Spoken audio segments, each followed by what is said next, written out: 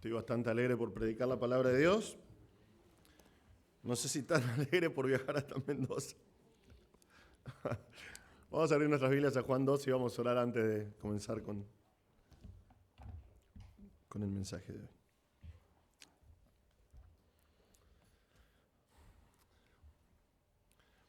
Padre Celestial, venimos en esta tarde ante el trono de tu gracia. Señor, confiados de que podemos entrar con osadía ante tu presencia por la justicia con la cual estamos revestidos, Señor, por los méritos que Cristo alcanzó en la cruz por nosotros. Señor, te damos gracias porque tú nos compraste con la sangre de Cristo, nos hiciste un pueblo de reyes y sacerdotes para ti, Señor. Te damos gracias, Señor, porque nos hiciste nuevas criaturas en Cristo. Nos diste la autoridad para ser llamados hijos de Dios por haber creído en tu Hijo precioso Jesús. Padre Celestial, te damos gracias porque cada una de estas cosas, aunque son una inmensa bendición para nuestras vidas, solamente hacen una cosa y es darle gloria a tu inmenso nombre, Señor. Te damos gracias, Señor. Te damos gracias por la salvación que tenemos en Cristo. Te damos gracias porque Él compró nuestra paz y es por eso que podemos venir ante tu presencia, Señor, en esta tarde.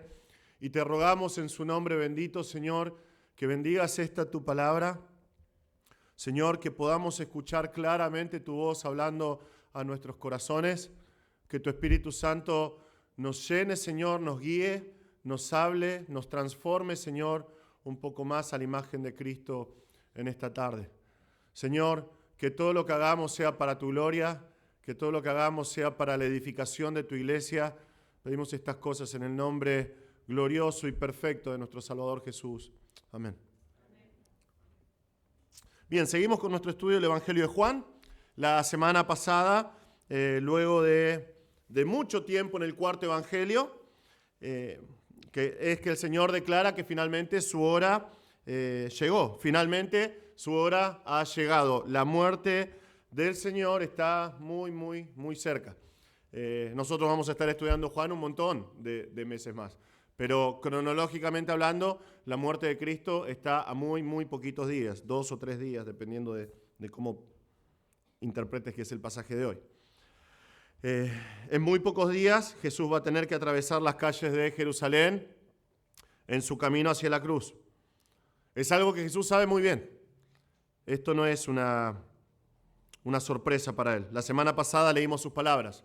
Él dijo, a menos que el grano de trigo caiga en tierra y muera, queda él solo, pero si muere, lleva mucho fruto. Es solamente a través del quebrantamiento, el dolor y la muerte que Jesús va a volver a su gloria eterna, la gloria que tenía antes de su encarnación. Ese es el camino del Mesías. Ese es el camino que el Padre en su perfecta voluntad dispuso que el Hijo tenía que atravesar para alcanzar la redención del hombre. Es la manera en que Dios lo estableció desde antes de la fundación del mundo, hermanos. Esto no es ninguna sorpresa. Esto es una maravilla para nosotros. Era la manera en que el Hijo iba a redimir a un pueblo para sí que lo adore eternamente, formado por judíos y gentiles de todas las naciones. Es solamente a través de su muerte vicaria. No había otra manera.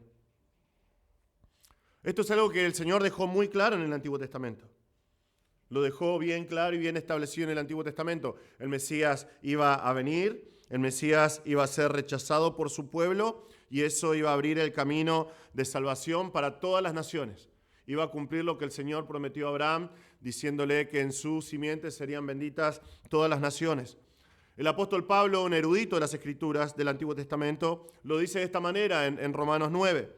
Él dice, sin embargo, no hicieron caso al Evangelio, hablando de Israel. Porque Isaías dice, Señor, ¿quién ha creído a nuestro anuncio? Así que la fe viene por el oír y el oír por la palabra de Cristo. Pero yo digo, ¿acaso nunca han oído? Ciertamente que sí. Por toda la tierra ha salido su voz y hasta los confines del mundo sus palabras. Y añado, ¿acaso Israel no sabía? En primer lugar, Moisés dice, yo los provocaré a celos con un pueblo que no es pueblo. Con un pueblo sin entendimiento los provocaré a ira. E Isaías es muy osado y dice, fui hallado por los que no me buscaban y me manifesté a los que no preguntaban por mí. Pero en cuanto a Israel, dice, todo el día he extendido mis manos a un pueblo desobediente y rebelde. Para el tiempo de Jesús, el judío del primer siglo, durante el tiempo de la vida de Jesús, el Hijo del Hombre, el Cristo, tenía que venir para establecer su gloria de manera inmediata, establecer su dominio sobre todas las naciones. La sola idea para el judío en el primer siglo de pensar en la muerte del Mesías es una locura. Y es por eso que cuando el apóstol Pablo habla acerca del tema en 1 Corintios 1, dice que para el judío la palabra de la cruz es necedad. La idea de un Mesías crucificado para ellos es una piedra de tropiezo. Imaginar que su Mesías, el Cristo, el ungido de Dios prometido en el Antiguo Testamento, iba a ser clavado en una cruz y exhibido vergonzosamente, públicamente, es una locura. Es algo imposible de concebir. Porque eso es lo que produce el mensaje del Evangelio. Eso es lo que produce el mensaje del Evangelio. Si pudiéramos describir con una sola palabra las diferentes maneras y las diferentes personas, cómo afecta el Evangelio, lo podríamos hacer con la palabra perplejidad. Perplejidad. Una mezcla de desconcierto, de asombro, confusión, estupor, admiración. Cuando consideramos la palabra de la cruz y el camino que el Mesías tuvo que atravesar para alcanzar la redención de nuestras almas, realmente tenemos que quedar perplejos. Que un Dios eterno, santo, perfecto, que estaba siempre en gloria, se haya humillado a lo sumo para que nosotros podamos ser salvos, tiene que dejarnos perplejos. Eso es lo que Juan va a mostrarnos en nuestro breve pasaje de hoy. Perplejidad manifestada de diferentes maneras, en diferentes personas. Vamos a ver perplejidad, cierta perplejidad en el Señor, perplejidad en la multitud que oye. Esto va a provocar perplejidad en nosotros mismos. Ahora, no sabemos con claridad en qué momento sucede nuestro texto de hoy. Sabemos que es por seguro la última semana. Pero hay diferencia de criterios en cuanto al momento en que Jesús dijo lo que dice hoy. Algunos dicen que fue miércoles, otros dicen que fue jueves por la mañana. Algunos dicen que es la continuación de las palabras que vimos la semana pasada cuando está hablando con los discípulos acerca del grano de trigo. En realidad no sabemos, realmente no importa. Lo único que importa es que Jesús sabe que llegó la hora y que Él sabe que Él vino para enfrentar esta hora. Y Juan escribe con el propósito de que también nosotros, como la multitud, pero de buena manera, quedemos perplejos. Que nosotros quedemos llenos de admiración y que podamos hacer justamente lo que hace Pablo. Cuando Pablo habla acerca de los judíos y el endurecimiento de Israel y termina diciendo, pero es por el endurecimiento de Israel que los gentiles pueden ser salvos, que nosotros digamos exactamente lo mismo que dice el apóstol Pablo en Romanos 11, diciendo, oh profundidad de las riquezas y de la sabiduría y del conocimiento de Dios, cuán insondables son sus juicios e inescrutables sus caminos. Porque es lo que quiere hacer Juan con nosotros hoy. Juan va a dejarnos perplejos otra vez al mostrarnos que el Mesías tiene que atravesar el camino de la muerte. El Mesías tiene que atravesar el camino de la muerte para regresar a su gloria con un pueblo redimido para sí. Vamos a leer lo que dice Juan 12, comenzando en versículo 27. Juan 12, 27. Ahora mi alma se ha angustiado. ¿Y qué diré? Padre, sálvame de esta hora. Pero para esto he llegado a esta hora. Padre, glorifica tu nombre. Entonces vino una voz del cielo, y lo he glorificado, y de nuevo lo glorificaré. Por eso la multitud que estaba allí y oyó la voz decía que había sido un trueno. Otros decían, un ángel le ha hablado. Jesús les dijo, esta voz no ha venido por causa mía, sino por causa de ustedes. Ya está aquí el juicio de este mundo. Ahora el príncipe de este mundo será echado afuera. Pero yo, si soy levantado de la tierra, atraeré a todos a mí mismo. Pero él decía esto para indicar la clase de muerte que iba a morir. Entonces la multitud le respondió, hemos oído en la ley que el Cristo permanecerá para siempre. ¿Cómo dices tú el Hijo del Hombre tiene que ser levantado? ¿Quién es este Hijo del Hombre? Nosotros vamos a ver en nuestro pasaje de hoy tres perplejidades que surgen del camino del Mesías. Tres perplejidades que surgen del camino del Mesías. La primera perplejidad que vemos acá, perplejidad número 1, es la turbación en el alma del Mesías. La turbación en el alma del Mesías. Nuestro texto otra vez sigue en algún momento, luego de lo que vimos la semana pasada, cuando el Mesías reconoce que su hora ha llegado y dice que a menos que el grano de trigo caiga en tierra y muera, queda solo, pero si muere, lleva mucho fruto. Ese es el camino de regreso a la gloria del Mesías. Y aquellos que siguen al Mesías tienen que vivir de manera similar. Tienen que vivir de la misma manera, aborreciendo su vida, sirviendo al Señor, siguiendo al Señor. Pero las palabras de Cristo que siguen a continuación, estas declaraciones, simplemente dejan perplejo al lector que lee con cuidado la palabra de Dios. Porque demuestran directamente desde los labios de Jesús, esto es un testimonio personal de parte de Cristo, cómo es que la llegada de esa hora tan esperada afectan en su persona. Juan nos dice que Jesús declara, ahora mi alma se ha angustiado. Ahora mi alma se ha angustiado. Y nos paramos acá por un segundo. El Señor dice, mi alma se ha angustiado. Hermanos, esto es nuevo. Esto es algo completamente nuevo. Nosotros hemos visto a Jesús a lo largo de nuestro evangelio que estamos estudiando con compasión. En el momento en que Él lleva adelante la señal de la multiplicación de los alimentos, de los panes y los peces, Él lo hace porque ve a las multitudes y siente compasión de las multitudes porque los ve como ovejas sin un pastor. La palabra que usa ahí es que sus entrañas se compungen por causa de ver la necesidad de la gente. Nosotros vimos cuando estudiamos la última señal en la resurrección de Lázaro, que Jesús estaba profundamente conmovido. Es más, lo vimos llorar en silencio por causa de la muerte de Lázaro. Pero todas esas cosas son la empatía que Jesús tiene por las multitudes, por la familia amiga que acaba de perder a Lázaro. Pero esto que dice acá es muy fuerte, una descripción muy fuerte. Es la primera vez que declara que su alma, todo lo que él es, está turbada, está angustiada, está perturbada. El verbo que usa Jesús para describir la condición de su alma es muy descriptivo. Se usa, por ejemplo, para describir las aguas cuando son agitadas. En Hechos 15, en Hechos 17, se usa un montón para describir a los judíos cuando estaban alborotando las multitudes en contra de los apóstoles. Recuerdan que el libro de los Hechos nos dice que los apóstoles y los misioneros están yendo de ciudad en ciudad, y entonces los judíos lo que hacen es empezar a tener su influencia y alborotar a la gente para que haya lío, ese tipo de alboroto. Así dice Jesús, así está mi alma, está alborotada. Este verbo describe la actitud de los discípulos en Mateo 14, 26. Cuando ven al Señor caminando por las aguas y piensan que es un fantasma, nos dice que ellos estaban turbados. Otras traducciones en español nos dicen que estaban llenos de miedo o llenos de espanto. Y el Señor dice, así está su alma. Su alma sin pecado, hermanos, está turbada, está conmovida, está aterrorizada por algo, si se quiere, está constantemente agitada, porque el tiempo del verbo nos muestra que, por lo menos por ahora, su alma está en una turbación constante, es un pensamiento que no lo abandona. Ahora, es interesante cuando comparás diferentes evangelios, porque según la inspiración del Espíritu Santo, Juan deja fuera el incidente de Jesús orando en el jardín de Getsemaní, pero lo complementa con estas palabras. ¿Por qué está Jesús atravesando estos sentimientos?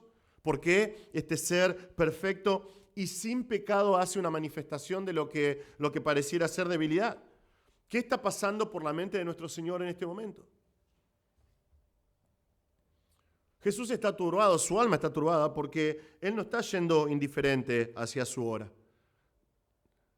Él no es que está diciendo, bueno, vamos a ver qué sucede cuando voy a Jerusalén. Él ya sabe lo que está pasando, Él sabe lo que va a atravesar con esa hora.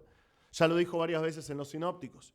Él dijo que debía sufrir mucho de parte de los ancianos, en Mateo 16, 21. Y que los ancianos, los líderes de Jerusalén, los religiosos, iban a entregarlo a los gentiles para burlarse de Él, para azotarlo, para crucificarlo, en Mateo 20, 19. Pero todas las implicaciones de su camino de regreso a la gloria realmente angustian su alma, están turbando el corazón de Jesús. Considerar todo lo que implica ir hacia su hora está turbando el corazón de Jesús. Muy pronto el Señor va a atravesar un dolor físico inimaginable. Tal vez pensaba cuando escribí este mensaje que esta es la única cosa con la que tal vez nosotros podríamos tener algún tipo de empatía con el Señor. Porque nosotros en mayor o menor medida hemos experimentado el dolor físico, pero no en la manera en que lo hizo el Señor. No en la manera en que lo hizo el Señor. Pero quiero que pensemos en esto. Este Jesús, el que está diciendo mi alma está turbada, es Jesús. Él es perfecto en todo. Hasta el momento de su encarnación, Cristo jamás sintió ningún tipo de dolor. Hasta el momento de su encarnación, lo único que hizo el Señor es disfrutar del gozo eterno, de la comunión perfecta y eterna con el Padre y con el Espíritu. Y ahora en la tierra, con su encarnación, Él tiene que atravesar el calor del día. Él tiene que atravesar todas las implicaciones de ser un hombre, el Dios hombre. Aquel que con solo su palabra creó absolutamente todo lo que nosotros vemos en el universo y que creó absolutamente todo con una manifestación de poder inigualable, ahora en su encarnación está cansado. Y está cansado al punto de que muchas veces está durmiendo en medio de una tempestad. Aquel que creó cada una y que diseñó cada uno de los seres vivos que nosotros vemos hoy. Y todas las plantas, ahora tiene hambre. Ahora necesita esa creación para poder subsistir. Aquel que la palabra de Dios nos dice que midió las aguas en el hueco de sus manos, tiene sed.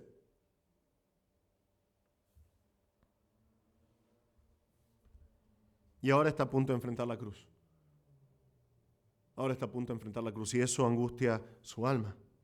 Según los registros históricos, era muy común encontrarse con escenas de la crucifixión romana. Era algo que Roma hacía constantemente. Era la manera en que Roma trataba con el delito en cada ciudad sobre la cual gobernaba. En las afueras de la ciudad, de cualquier ciudad que estaba bajo Roma, los cuerpos estaban colgando al costado del camino, colgando en las cruces. Era la manera de Roma de advertir a todos. Cada persona que era crucificada en las afueras de la ciudad, en la entrada de la ciudad, era una manera de Roma para decirle a la gente, esto es lo que te va a pasar si te metes con Roma. Era una advertencia. Jesús seguramente habrá visto gente crucificada por los romanos. Seguramente. Y me pregunto cuántas veces, viendo a esta gente moribunda, consideró que ese era su fin. Porque así estaba escrito. Su rostro va a ser golpeado y escupido. Su espalda, cuando lleguemos a ese momento a estudiar, su espalda va a ser literalmente destruida a latigazos. Sus manos y sus pies van a ser atravesados por clavos romanos. Durante horas él va a agonizar, respirando apenas. El dolor va a ser terrible y su alma está angustiada. Su alma está angustiada porque sabe que cuando esté colgando en esa cruz, él va a cargar con los pecados del mundo. Es algo que nosotros no podemos siquiera imaginar. Cristo nunca pecó. Cristo nunca pecó, Él no sabe lo que es el pecado. Él sabe lo que es el pecado por ver a los hombres pecar. Él vio a los hombres pecar desde Edén en adelante, pero nunca experimentó el pecado en su cuerpo, en su vida. Él es santo. Él es santo, completamente apartado del pecado. La semana que viene vamos a ver que en Isaías 6, cuando Isaías tiene la visión del Señor en su trono, es Jesús. Es Jesús y Juan nos dice que Isaías vio su gloria y habló de él. Este Jesús es glorioso. Jesús es de quien los ángeles cantan y proclaman arriba de su trono, santo, santo, santo. Él es completamente alejado del pecado. Sus ojos son demasiado preciosos para ver el pecado. Jesús es Dios. Él aborrece el pecado. Y quiero que pensemos en esto. Jesús nunca pecó. Nunca fue disciplinado por pecar. Pero ahora va a cargar con los pecados del mundo.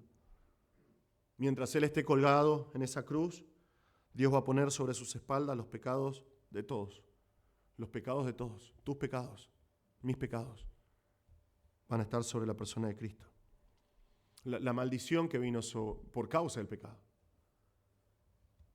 va a reposar sobre él.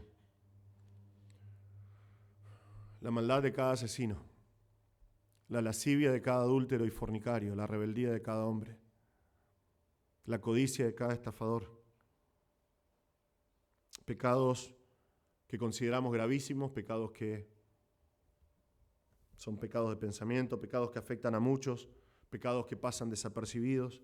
Cada pecado va a ser puesto sobre él. Es una carga terrible. No es de sorprendernos que él dice, sabiendo que llega su hora, mi alma está angustiada.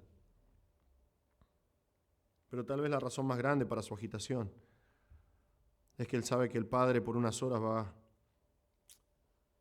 a ocultar su rostro.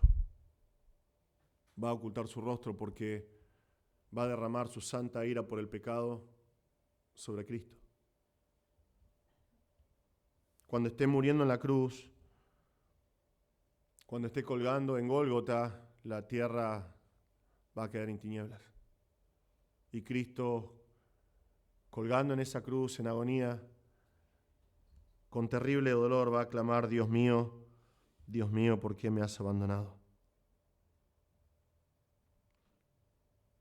Luego de una eternidad de comunión perfecta y eterna, la relación en la Trinidad entre Padre, Hijo y Espíritu Santo se va a ver afectada por el pecado. Nosotros vimos en Juan la relación que el Verbo tenía con el Padre. En el principio era el Verbo y el Verbo era con Dios y el Verbo era Dios. Él estaba en el principio con Dios. Durante toda la eternidad, Padre, Hijo y Espíritu Santo estaban en una relación de amor perfecta y sin embargo en este momento esa relación cambia. El Padre va a hacerlo pecado por amor a nosotros. Él se va a hacer maldición. Él se va a transformar en la ofrenda por nuestros pecados. Por un tiempo, por primera vez en la historia, la Trinidad va a cambiar. Porque el Hijo está pagando por los pecados del mundo. Hermanos, eso turba el corazón de Jesús. Su alma está agitada como nunca antes en la historia. Y sin embargo, gracias a Dios, nosotros tenemos este pasaje hoy. Porque tenemos la oportunidad de ver la inmensa virtud de Jesús. De ver el corazón puro y perfecto de Jesús. Y eso tiene que motivarnos a amar más a Jesús. Porque Él está en una disyuntiva. Él dice, mi alma está turbada porque sabe todas las cosas que le van a suceder. Y nosotros, humanamente hablando, podríamos pensar, bueno, Él puede dar un paso al costado, pero para Él no existe esa opción. Para Cristo no existe esa opción. Fíjense sus palabras, vean sus palabras. ¿Y qué diré? Padre, sálvame de esta hora. Algunos traducen de muy mala manera esta primera frase diciendo la primera frase es una pregunta, la segunda es una declaración. Como si Cristo estuviera diciendo, Señor, sálvame de esta hora. Señor, no me hagas atravesar por esto. Pero para nada es así. Porque el mismo texto dice que Jesús dice, ¿qué voy a decir? Señor, sálvame de esta hora, pero para esto he llegado a esta hora. Él sabe que no hay otra opción. Si recuerdan, cuando estudiamos en Juan 10, Cristo dijo eso. Dijo, por eso el Padre me ama, porque yo doy mi vida para tomarla de nuevo. Nadie me la quita, sino que yo la doy de mi propia voluntad. Tengo autoridad para darla y tengo autoridad para tomarla de nuevo. Este mandamiento recibí de mi Padre. Ese es el corazón de Jesús. Ese es el corazón de Cristo. Sabe todas las cosas que van a suceder. Su alma está turbada en este momento y sin embargo, desistir nunca fue una opción. Dar un paso al costado jamás fue una opción para Cristo. Es más, un pasaje que me fascina en Lucas 9:51, nos dice esto. Cuando se cumplían los días de su ascensión, Jesús con determinación afirmó su rostro para ir a Jerusalén. Cuando Jesús sabía que era el momento de su muerte, no pensó en ningún momento en darle la espalda a Jerusalén. Todo lo contrario, Él afirmó su rostro. Miró fijamente hacia Jerusalén. Él fue hacia su muerte sabiendo que esa era la voluntad del Padre. Sabía que era su objetivo y hacia ahí Él fue. ¿Por qué? ¿Por qué? Bueno, la última parte de su declaración nos muestra cuál es el anhelo más profundo de Cristo al enfrentar la hora que ha llegado. Él dice, Padre, glorifica tu nombre. Y algunas traducciones lo tienen entre signos de admiración y yo creo que realmente tendría que ser así, creo que es lo correcto porque es lo que está diciendo Cristo acá. ¿Qué voy a hacer? Voy a decir, Señor, no quiero pasar por esta hora. No, para esto es que vine a este mundo y Él está diciendo, Padre, glorifica tu nombre. Es un ruego delante del Señor. Detrás del inmenso sacrificio, del impresionante e indescriptible sufrimiento que el Hijo va a experimentar, se encuentra su deseo de dar gloria al nombre de Dios y ninguna otra cosa.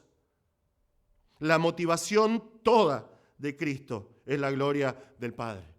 Y por eso para Cristo todo sacrificio es válido, toda experiencia que tenga que atravesar vale la pena porque el Padre es digno de toda gloria. Vos podés hacer en el Evangelio de Juan, si querés, te dejo tarea para tu casa. Estamos en vacaciones, pero esta es tarea para ustedes. Puedes hacer un estudio interesante de cómo la gloria del Padre es un tema crucial en todo el Evangelio de Juan. Cristo dice, yo quiero glorificar al Padre. Yo voy a dar gloria al Padre, que el nombre del Padre sea glorificado. Una y otra vez habla acerca de la gloria en el Evangelio de Juan. Es más, nosotros comenzamos ahora con capítulo 13, lo que los teólogos llaman la era de la gloria, porque es la forma en que Cristo va a volver a la gloria por medio de su muerte. Es el objetivo de Cristo. Es su pasión que el nombre del Padre sea glorificado. Y en medio de las palabras del Señor, en medio de este ruego de parte de Cristo, en medio de su agitación, diciéndole al Padre, Padre, glorifica tu nombre, el Padre hace algo sorprendente. Juan nos dice, entonces vino una voz del cielo y lo he glorificado y de nuevo lo glorificaré. Cosas como estas pasan muy pocas veces en las Escrituras. Muy pocas veces vemos al Padre hablando de manera audible durante la vida de Jesús, solamente 3 veces. Lo vemos en su bautismo, todas estas son situaciones especiales en la vida de Jesús. Lo vemos en su bautismo. Cuando Él sale, se levanta de las aguas, una voz se escuchó desde el cielo. Este es mi Hijo amado, en quien me he complacido. Mateo 17. Otra vez el Padre habla durante la transfiguración de Cristo, en la que por un instante el Señor mostró su gloria y estuvo reunido con Moisés y Elías. Se oyó la voz de Dios diciendo, este es mi Hijo amado, en quien yo estoy complacido, óigalo a Él. Entonces, tanto en su bautismo como en su transfiguración, Dios proclamó y dijo, este es mi Hijo, síganlo a Él, escúchenlo a Él, porque yo me complazco en lo que Él está haciendo en el mundo. Y ahora, ante la determinación del Hijo de enfrentar la hora de sus padecimientos, con el único deseo de glorificar el nombre del Padre, el Padre dice desde el cielo, y lo he glorificado y de nuevo lo glorificaré a manera de confirmación de que Cristo está haciendo justamente eso. Porque literalmente, esto es difícil de traducir, pero literalmente dice, y glorifiqué y glorificaré otra vez. Glorifiqué en el pasado y glorificaré otra vez en el futuro. ¿Qué significa eso? Significa que el Padre está confirmando que Cristo glorificó el nombre del Padre con todo lo que hizo. El nombre de Dios ha sido glorificado por el ministerio de Jesús hasta ahora en cada cosa que el Hijo hizo, cada discurso, cada sanidad, cada milagro, cada señal que vimos en Juan a Jesús manifestar. En cada momento de su vida, Cristo tuvo como objetivo y resultado la gloria del nombre de Dios. Desde su nacimiento, Dios ha sido glorificado. Su nombre ha sido glorificado a través del Hijo. Y con su muerte no va a ser la excepción. Y Dios está asegurándole al Hijo desde el cielo que con su muerte va a ser igual. Cristo va a glorificar al Padre con su pasión, con su muerte, con su resurrección. Cristo va a pagar la deuda por los pecados. Va a satisfacer la ira de Dios por su muerte. Va a redimir para sí un pueblo que lo adore en espíritu y en verdad. Como nosotros vimos la semana pasada, hablamos un poco de esto de Filipenses 2. Todos los eventos relacionados con la muerte y con la resurrección de Cristo tienen como propósito la gloria de Dios el Padre. Y Dios lo deja en claro desde el cielo. Glorifiqué mi nombre con tu vida y lo voy a glorificar otra vez con tu muerte cuando atravieses la hora. Hermanos, algunas consideraciones para nosotros en este punto.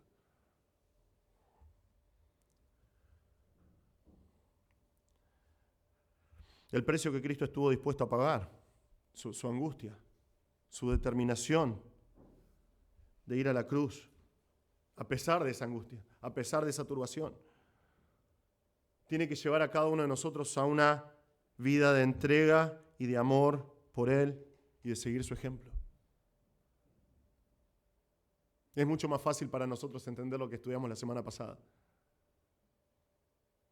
y de tener el mismo corazón, de estar dispuestos a que nuestra vida sea un grano de trigo que cae en tierra y muere para llevar mucho fruto.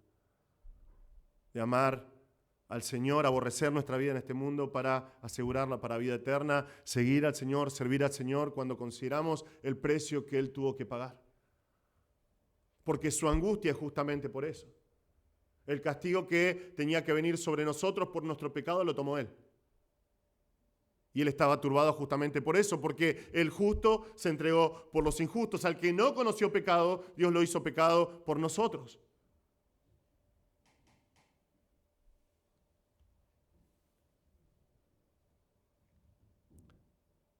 El solo considerar que el Señor atravesó esta angustia, sabiendo que iba a soportar tus pecados para que vos no tengas que soportarlos, tiene que hacer que tu amor comience a crecer otra vez, a estar en fuego sin parar por Él, en amor constante por el Señor. Cuando entendemos que esta angustia de Cristo era porque el Padre iba a darle la espalda a Él, que es perfecto, para hacer que su rostro resplandezca sobre nosotros, pecadores impíos, inmerecedores de esta gracia, tiene que hacer que nosotros vivamos para el Señor y que entreguemos al Señor nuestras vidas, con todo lo que hacemos. Porque Él estuvo dispuesto a atravesar la turbación del alma por amor a nosotros.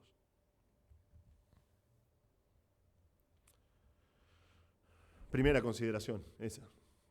Segunda consideración que vemos acá, otra realidad que se desprende de este pasaje, es que si la gloria del nombre de Dios fue el objetivo de Cristo en todo lo que hizo, ¿qué nos hace pensar que el objetivo de nuestra vida tiene que ser diferente? Tiene que ser exactamente el mismo objetivo de todo creyente, la gloria del nombre del Padre en todo lo que hacemos. Entonces este pasaje tiene que desafiarnos y nosotros tenemos que hacernos esa pregunta. ¿Es eso lo que motiva lo que hago en mi vida? En todo lo que hago en mi vida. Es la gloria del Padre. Porque es lo que hizo Cristo. Absolutamente cada decisión que Él tomó, cada interacción que tuvo, cada milagro que llevó a cabo, cada palabra que dijo tenía como propósito la gloria del Padre. ¿Es así con vos? ¿Es así en tu vida? Vos no tenés que morir como Jesús, y hablando en generalidades, ¿no? Algunos van a tener que morir por Cristo. Pero en base al pasaje, Cristo va a morir porque llegó su hora. Aunque era doloroso, aunque era desafiante, aunque un plan B podría ser mejor, Cristo siguió adelante, enfrentó lo que Dios puso en su camino y Él fue a la cruz porque tenía como única motivación la gloria del nombre de Dios. Hermano, es así en tu vida. Porque así tiene que ser en tu vida.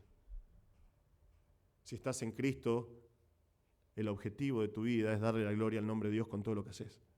Con tu vida, con tu familia, con tu trabajo, con absolutamente todo. Y finalmente en este punto,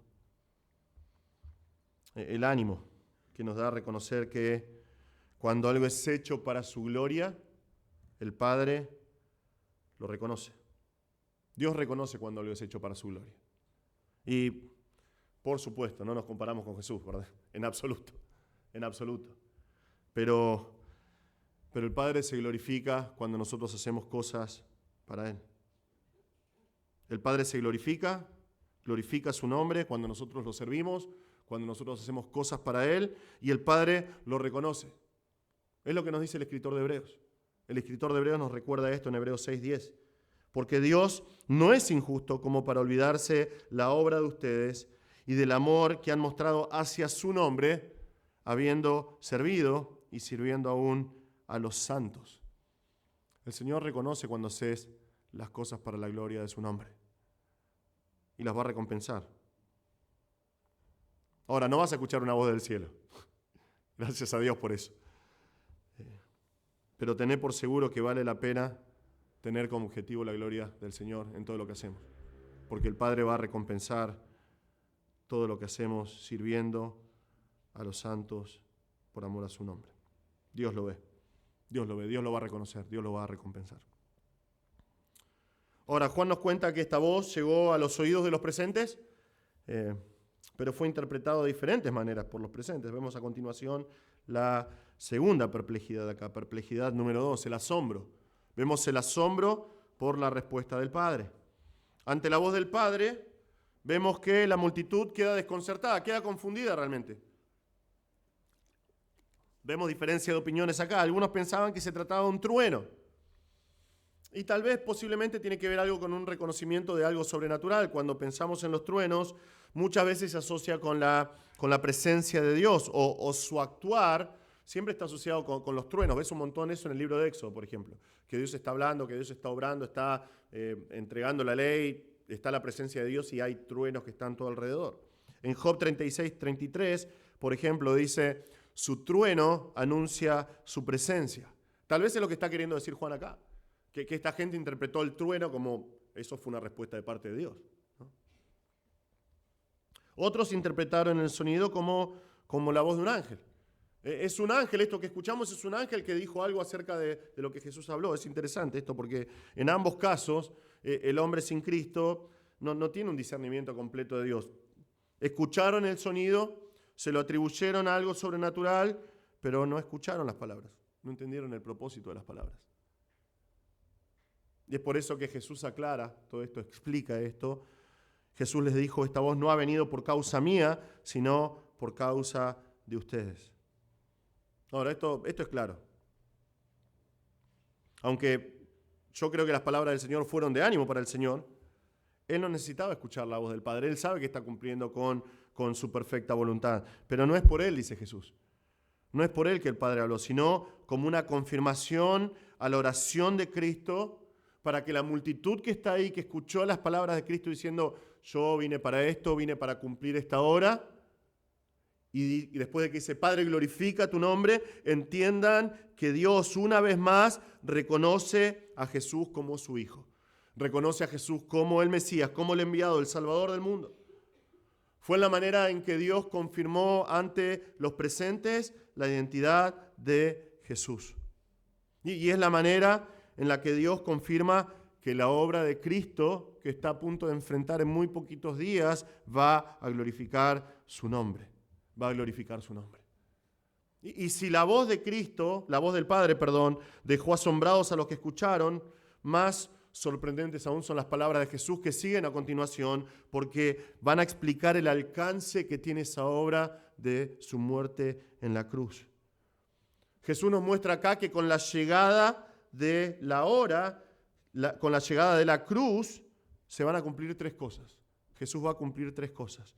Primero, el mundo va a ser juzgado. El mundo va a ser juzgado. Él dice esto, ya está aquí el juicio de este mundo. Ya está aquí el juicio de este mundo. La muerte de Cristo terminó de sellar el destino de este mundo. Cada vez que Juan habla acerca del mundo en sus escritos, nos habla no del mundo como nosotros pensamos este mundo, no como la Tierra como planeta habitable, sino que habla del sistema mundial.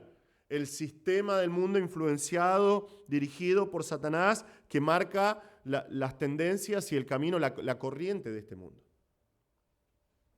Cristo vino a morir por amor al mundo. Cristo vino a morir para que el mundo sea salvo por Él. El mundo rechazó a Jesús y aquellos que lo rechacen por abrazar el mundo, Juan nos habla un poquito de esto, estudiamos al principio, que ellos rechazan a Cristo, le dan la espalda porque aman más las tinieblas que la luz, van a pagar las consecuencias, van a ser condenados eternamente.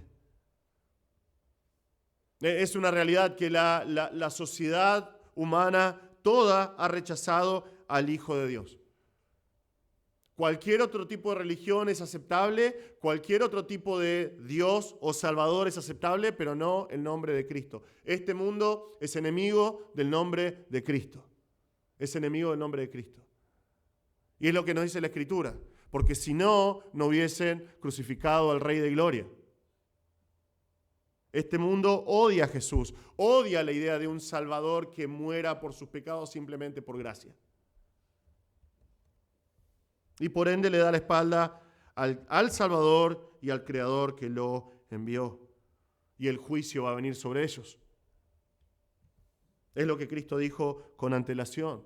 En Juan 3:18, que lo estudiamos hace un tiempo atrás, Jesús dijo, el que cree en Él no es condenado, pero el que no cree ya ha sido condenado, porque no ha creído en el nombre del unigénito Hijo de Dios. Este mundo está condenado. Y la cruz fue lo que selló esa condena y ese juicio, porque la palabra acá significa condena y significa juicio. Este mundo ya fue juzgado. Y aunque el cumplimiento de ese juicio es escatológico, es en el futuro, la cruz de Cristo es lo que selló el destino de este mundo. Segundo objetivo que va a alcanzar la cruz. Jesús dice, ahora el príncipe de este mundo será echado fuera. Está hablando de Satanás. Está hablando del Dios de este siglo, según 2 Corintios 4:4. El príncipe de la potestad del aire en Efesios 2:2. El príncipe de este mundo. El que tiene la potestad sobre todo el sistema del mundo, al punto que la Escritura dice que el mundo entero está bajo el maligno. Satanás va a ser echado fuera. Va a ser echado fuera. La idea de este verbo es que va a ser desterrado. En la antigüedad, muchas veces en la antigüedad cuando un reino era derrotado y conquistado, el rey era asesinado o era tomado como prisionero. Pero muchas veces lo que se hacía era desterrar al rey. Se lo despojaba de todas sus riquezas, de toda su gloria, se lo dejaba vestido con harapos y se lo acompañaba hasta el límite del reino y le decía, bueno, ahora de acá para allá, andá y vagá hasta el fin de tus días. Era una vergüenza, era una condena vergonzosa. Y es la idea que está dando acá, es lo que dice el pasaje. Por medio de la cruz, Cristo sella y confirma la derrota del gran enemigo de nuestras almas, el diablo. Satanás está vencido, está completamente vencido. El príncipe de este mundo y sus ejércitos fueron derrotados en la cruz. Fueron aplastados en la cruz. El Señor los venció. El Señor los avergonzó. Es lo que nos dice Pablo en Colosenses 2. Despojando a los principados y a las potestades. La cruz despojó a Satanás y sus ejércitos. Los desnudó de todo poder y de toda autoridad. Despojando a los principados y a las potestades, los exhibió públicamente, triunfando sobre ellos en la cruz. El mundo ve a la cruz de Cristo y lo ve como una vergüenza. Lo ve como una vergüenza. Lo ve como una derrota completa. Es más, hace poco, esta semana estaba estudiando y estaba escuchando a un rabino, ¿no? que odia a Jesús. Qué ironía, ¿no?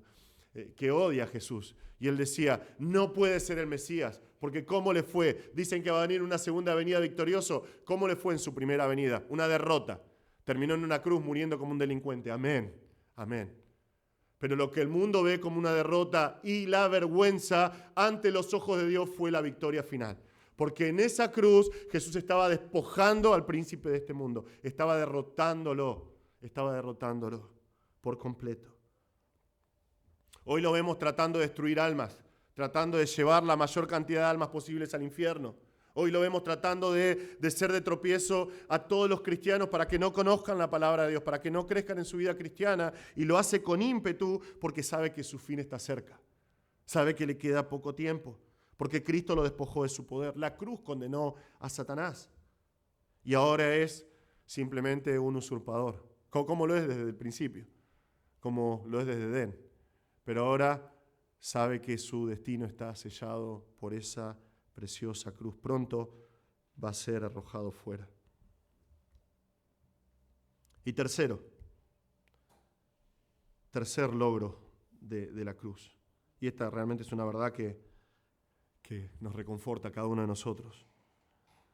Jesús dice, pero yo, si soy levantado de la tierra, atraeré a todos a mí mismo. Ese pero es mejor traducido, y yo. si fuera levantado de la tierra, voy a atraer a todos a mí mismo. La palabra, este verbo para levantar, es ambigua, tiene dos sentidos. Tiene sentido de levantar algo del piso, y tiene el sentido de exaltar, de elevar a una persona a una posición más alta. Y Cristo cumplió con ambas cosas, llevó a cabo las dos cosas. Él va a ser levantado cuando sea clavado en la cruz, y Él va a ser exaltado por medio de la cruz. Una vez que lo haga, una vez que Él derrame su sangre por nosotros, Él va a atraer a todos a Él. Los va a atraer a Él mismo. Este verbo ya lo vimos en 6:44. Recuerdan que Él dice, nadie puede venir a mí si el Padre no lo trae, y yo lo resucitaré en el día final. Esto no es traer. Cristo no está diciendo, bueno, si soy levantado los voy a traer a todos así suavemente. Esto significa arrastrar. Literalmente significa arrastrar y que la persona no pueda resistirse. Significa llevar por la fuerza. Cuando vos ves en el libro de los Hechos que están llevando preso a alguien, que lo llevan arrastrando al calabozo, es esta palabra. Al final de Juan lo vamos a ver cuando ellos están arrastrando las redes, es esta palabra. Cristo dice, si yo soy levantado, yo voy a arrastrar a todos hacia mí. Los voy a arrastrar hacia mí. Por supuesto que el todos no es universal. No todos van a venir a Jesús. Vemos acá que no todos vienen a Jesús. Pero hay dos cosas en mente acá. Hay dos cosas en mente. Por un lado, todos van a venir a Él sin distinción. Muy poquitos judíos, todos los gentiles, pero van a venir a Él. Y van a venir no por motivación propia, sino por la intervención directa de Cristo. El Padre va a traer a Cristo a todos los elegidos. Y la única manera de hacerlo era por medio de la muerte en la cruz. Y la proclamación de la cruz es un mensaje irresistible a todos aquellos que van a ser salvos. Es un mensaje irresistible. Hermanos,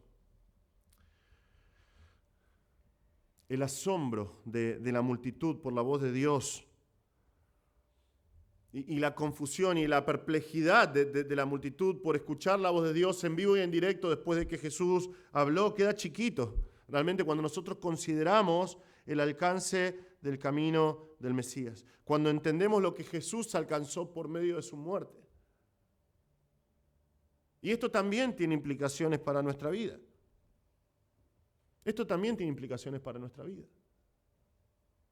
Porque esa es la razón por la que nosotros tenemos que vivir para el Señor. Porque este mundo ya está condenado.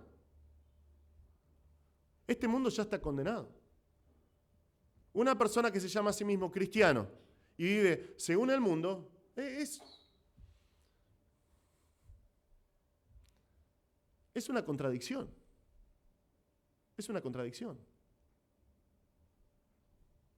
Decir que yo conozco a Cristo, que yo he sido salvo por su sangre, que yo soy salvo, camino al cielo, a la eternidad, que Cristo pagó por mi alma con su sangre, y vivir como vive el mundo es una contradicción, una triste contradicción.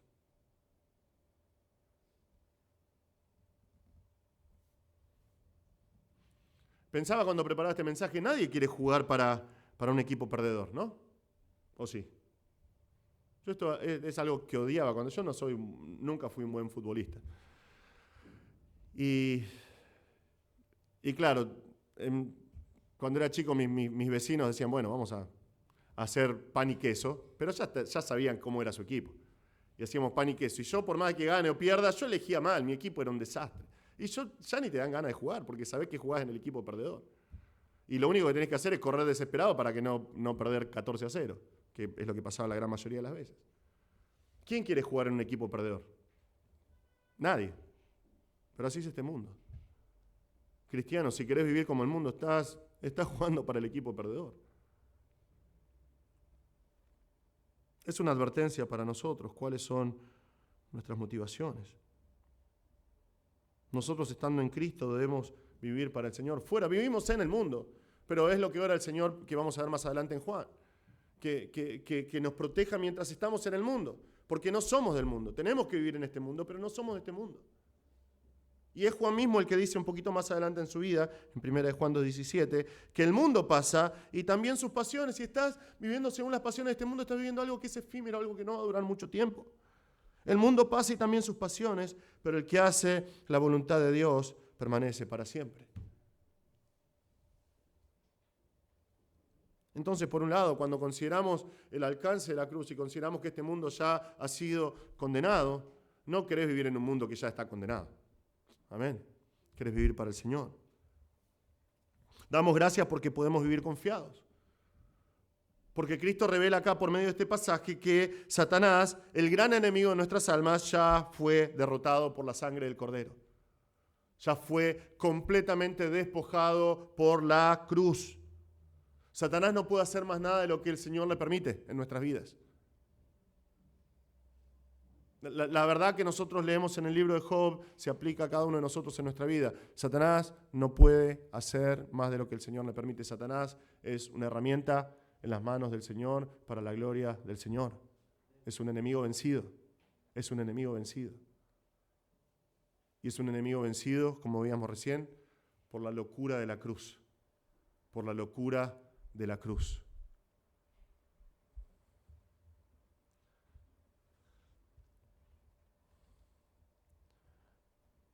¿Cómo no vamos a explotar en adoración como el apóstol Pablo diciendo, oh profundidad de las riquezas, de la sabiduría y del conocimiento de Dios? Cuán inescrutables son sus caminos.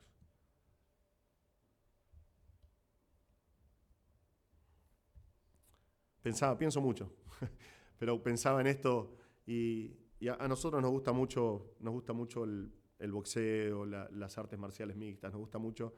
Y cuando pelean personas, siempre se hace dentro de la misma categoría, mismo peso, misma contextura física.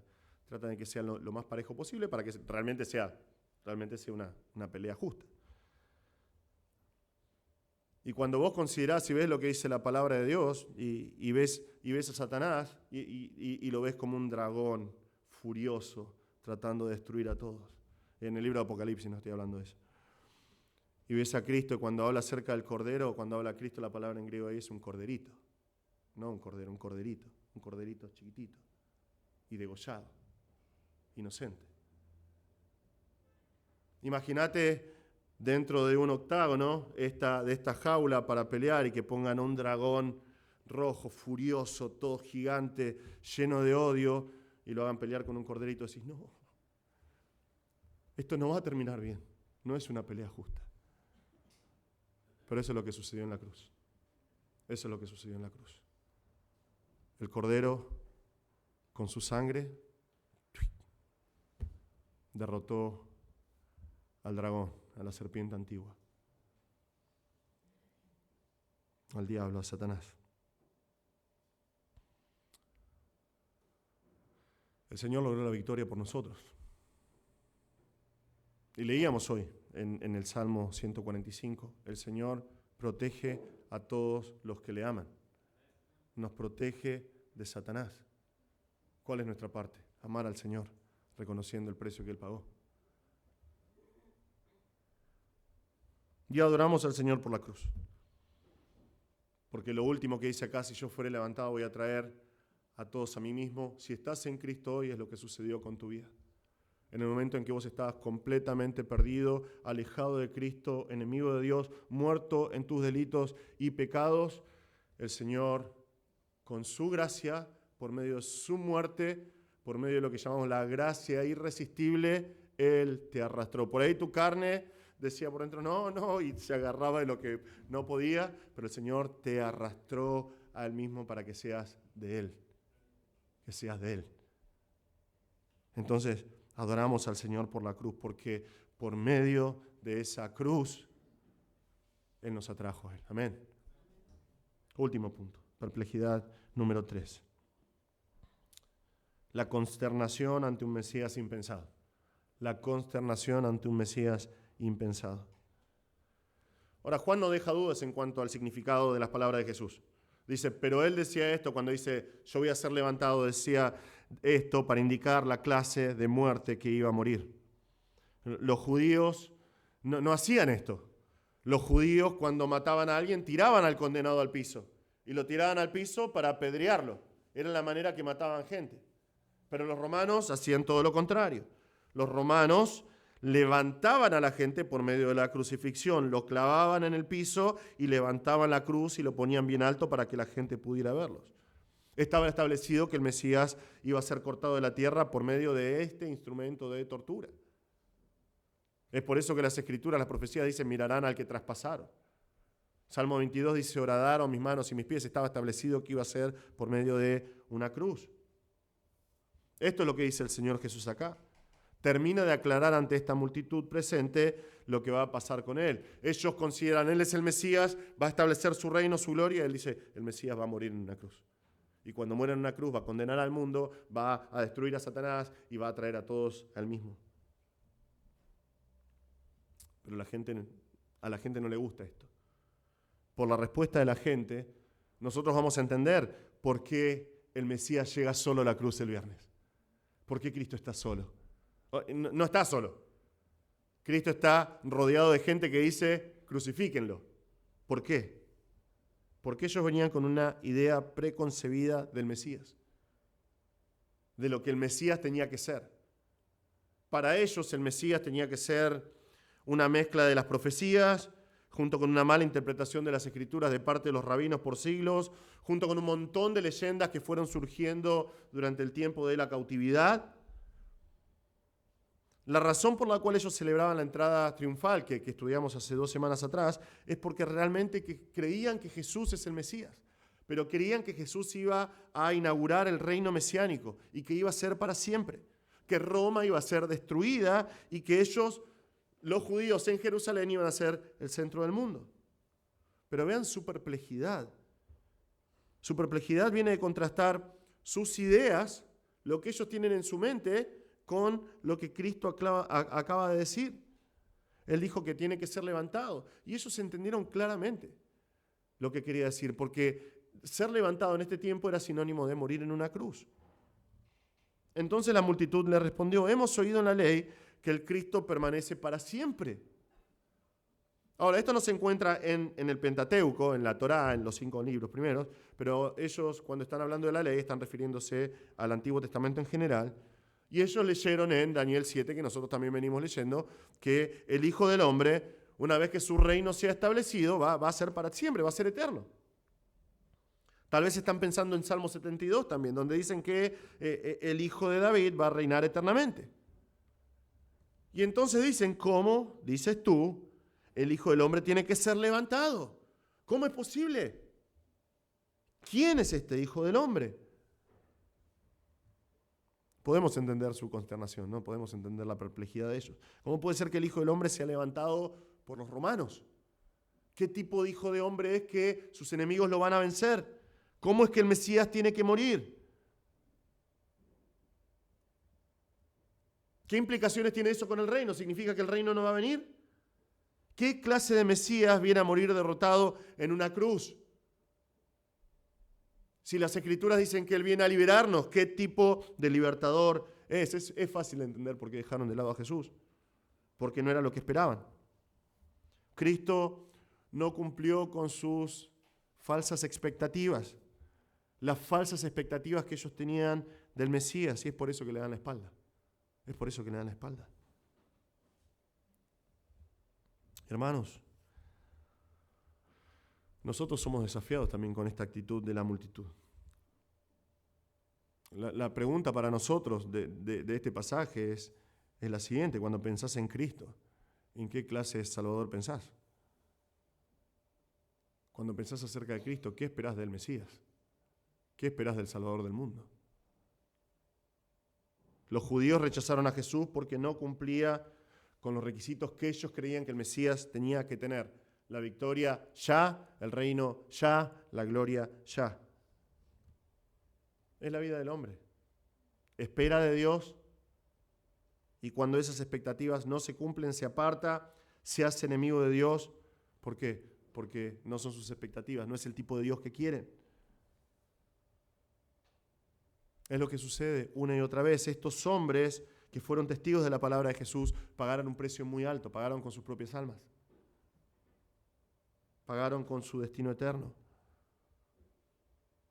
Pero lamentablemente los cristianos pueden caer en la misma equivocación y puede resultar igual de catastrófico, igual de catastrófico. Es la razón por la cual nosotros vemos dentro del movimiento carismático iglesias que se están multiplicando y que están constantemente llenas. Pero es interesante, si vos haces un relevo, si querés perder el tiempo y hacer un relevo, te vas a dar cuenta que no son siempre las mismas personas constantes.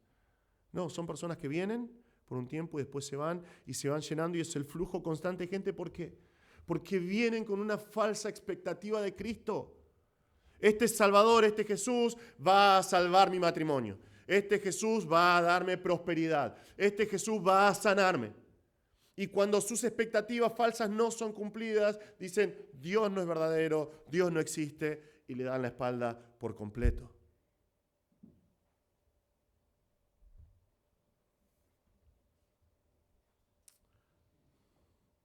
Es posible para los cristianos decepcionarse porque Cristo no hace en nuestras vidas lo que nosotros creemos que tiene que hacer. Pero es un error de nuestra parte. Es una falla porque nosotros realmente no conocemos el corazón de Cristo y no conocemos los atributos de Cristo y no conocemos la manera en que Cristo quiere que nosotros vivamos para Él.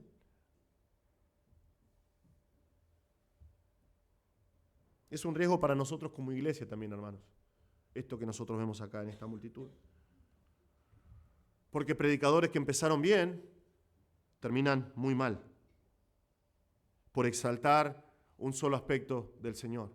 La gran mayoría de las veces es por exaltar la gracia y el amor de Dios. Amén. Dios es gracia, Dios es misericordia, Dios es un Dios amoroso.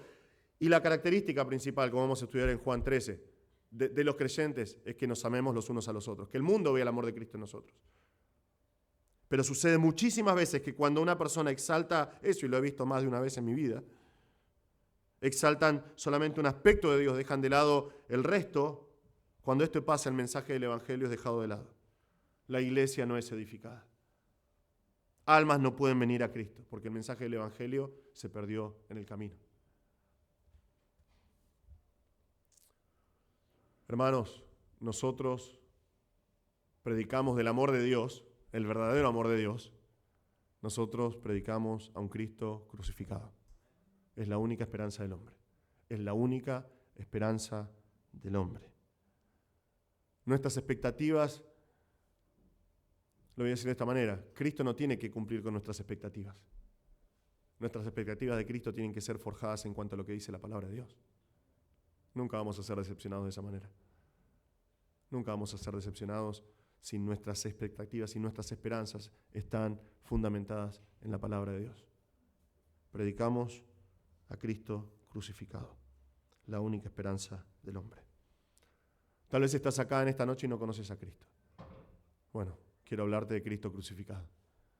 Tal vez estás viendo esta transmisión y no conoces a Cristo y no sabes qué va a pasar con tu vida si morís hoy. La palabra de Dios es clarísima. Cristo vino a, como veíamos en nuestro pasaje, a atravesar los tormentos de la cruz para rescatar tu alma. Tu alma en este momento sin Cristo está apartada de Dios, condenada al infierno por los pecados con los que naciste. Pero la palabra de Dios dice que Cristo en su inmenso amor vino a morir por tus pecados. Él ya pagó, Él murió en tu lugar. Si te arrepentís de tus pecados y venís a Cristo hoy, Él te va a dar perdón y vida eterna. Yo te ruego que consideres el amor de Cristo.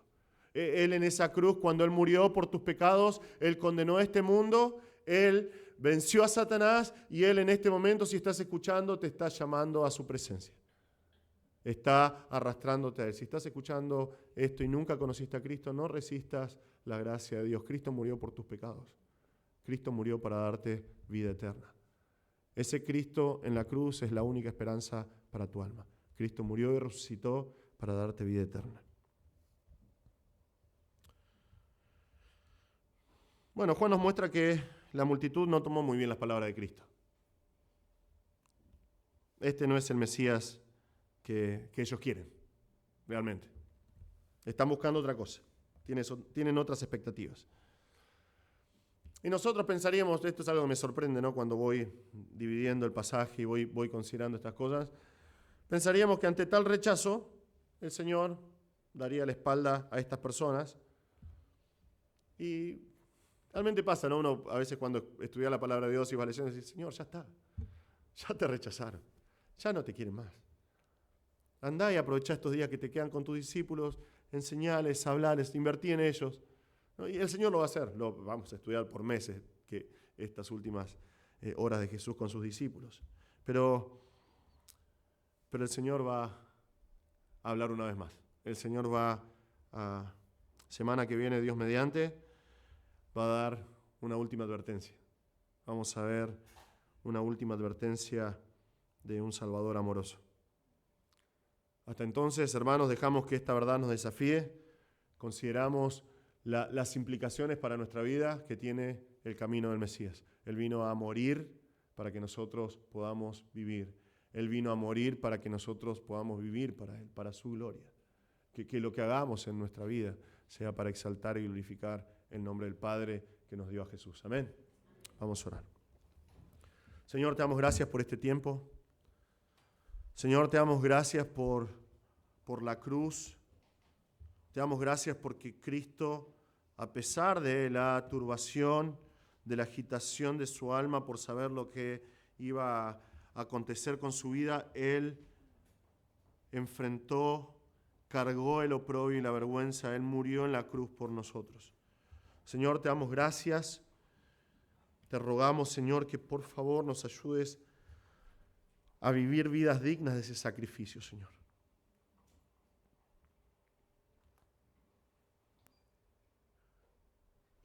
Señor, que nuestras vidas cuenten en este mundo, sin vivir en el mundo, para el mundo, que podamos vivir para ti, Señor. Te damos gracias por lo que Cristo alcanzó en la cruz, porque Él venció al mundo, Él venció a Satanás, Él alcanzó la victoria por nosotros. Te damos gracias, Señor. Te damos gracias. Señor, pedimos ahora que bendigas esta canción que vamos a cantar, que lo hagamos con gozo y con adoración. Te lo pedimos en el nombre de Cristo crucificado por nosotros.